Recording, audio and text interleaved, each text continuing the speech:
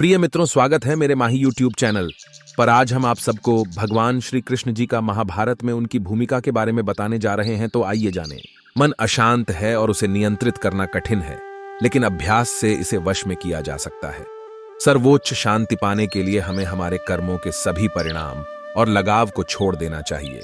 केवल मन ही किसी का मित्र और शत्रु होता है। उससे मत डरो जो वास्तविक नहीं है, न कभी था न कभी होगा। जो वास्तविक है वो हमेशा था और उसे कभी नष्ट नहीं किया जा सकता। प्रबुद्ध व्यक्ति के लिए गंदगी का ढेर, पत्थर और सोना सभी समान है। सदैव संदेह करने वाले व्यक्ति के लिए प्रसन्नता न इस लोक में है न ही कहीं और।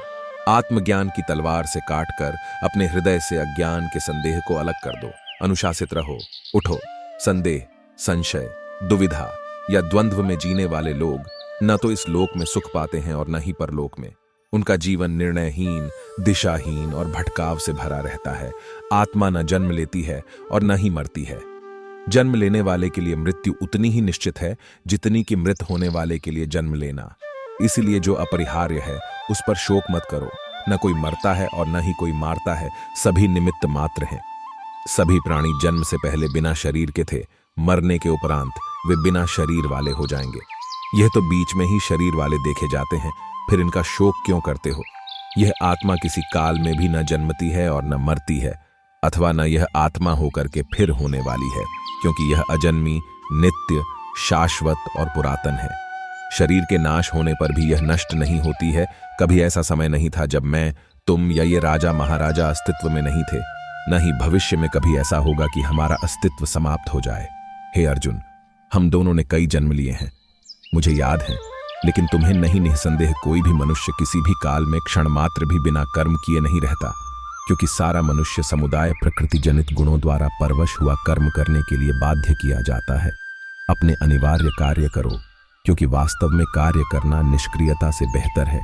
ज्ञानी व्यक्ति को कर्म के प्रतिफल की अपेक्षा कर रहे अज्ञानी व्यक्ति के दिमाग को अस्थिर नहीं करना चाहिए। अप्राकृतिक कर्म बहुत तनाव पैदा करता है। किसी और का काम पूर्णता से करने से कहीं अच्छा है कि अपना काम करें, भले ही उसे अपूर्णता से करना पड़े। बुद्धिमान व्यक्ति कामुक सुख में आनंद नहीं लेता। कर्मयोग वास्तव में एक परम रहस्य है। जो मेरे साथ हैं मैं उनके साथ हूं। संपूर्ण ब्रह्मांड मेरे ही अंदर है।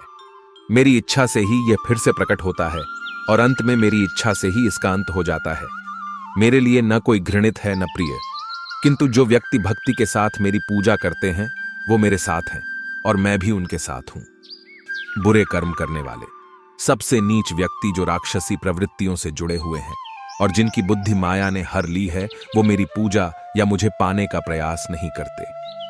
हे अर्जुन, कल्पों के अंत में सब भूत मेरी प्रकृति को प्राप्त होते हैं, अर्थात प्रकृति में लीन होते हैं, और कल्पों के आदि में उनको मैं फिर रचता हूं। मैं उन्हें ज्ञान देता हूं जो सदा मुझसे जुड़े रहते हैं और जो मुझसे प्रेम करते हैं।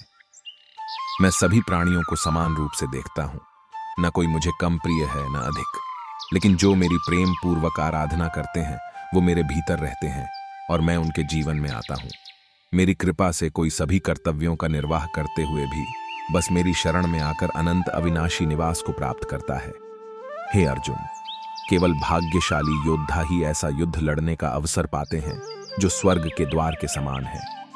भगवान प्रत्येक वस्तु में है और सबके ऊपर भी। प्रबुद्ध व्यक्ति सिवाय ईश्वर के किसी और पर निर्भर नहीं करता। सभी काम छोड़कर बस भगवान में पूर्ण रूप से समर्पित हो जाओ। मैं तुम्हें सभी पापों से मुक्त कर दूंगा।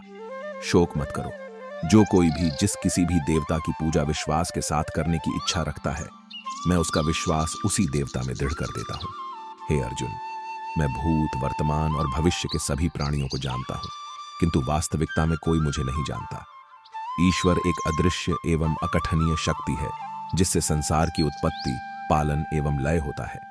मानवीय रूप में उसकी ऐसी कल्पना की जा सकती है कि उसके सभी ओर से ज्ञानेंद्रियां और कर्मेंद्रियां हैं। वह जो मृत्यु के समय मुझे स्मरण करते हुए अपना शरीर त्यागता है, वह मेरे धाम को प्राप्त होता है। इसमें कोई संशय नहीं है। वे जो इस ज्ञान में विश्वास नहीं रखते, मुझे प्राप्त किए बिना जन्म और मृत्यु के चक्र का अनुगमन करते रहते हैं। तो दोस्तों, कैसा लगा ये वीडियो? कमेंट बॉक्स में जरूर बताएं और लाइक, शेयर, सब्सक्राइब जरूर करें। धन्यवाद। जय श्री कृष्ण।